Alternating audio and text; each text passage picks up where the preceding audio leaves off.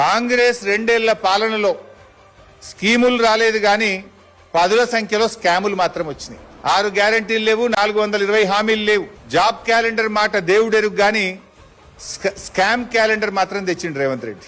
రేవంత్ రెడ్డి గారు job calendar అయితే దేలే, scam calendar మాత్రం తెచ్చిండు రేవంత్ రెడ్డి గారు. 2 ఏళ్లలో నెలకొక్క స్కామ్ బయటపడుతున్నది.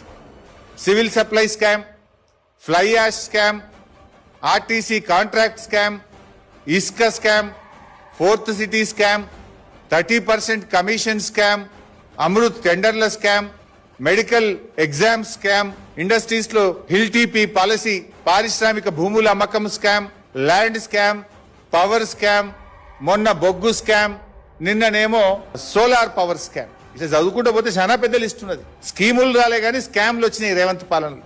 కుంభకోణాలకు కేర్ ఆఫ్ అడ్రస్ గా నిలిచింది రేవంత్ రెడ్డి గారి పాలన. అందుకే ఈ స్కామ్ల దృష్టి నుంచి ప్రజల దృష్టి మరల్చేందుకే ఈ సిట్ విచారణలు. సిట్ విచారణ ఇస్తే మేమేందో భయపడిపోతాం అనుకుంటున్నారు. ఈ స్కాములు బయట పెట్టకుండా ఆగుతాయి అనుకుంటున్నారు. నాకు తెలిసి ఇవ్వాలని మాట్లాడినా కదా, రేపు ఎల్లుండో ఇంకో ప్రేమలేఖ వస్తుంది, గ్యారంటీకి వస్తుంది. నువ్వు పంపి ఎన్ని లేఖలన్నా పంపు, మేము మాట్లాడుతూనే ఉంటాం. బీఆర్ఎస్ పార్టీ అనేటువంటిది తెలంగాణ సాధించిన పార్టీ.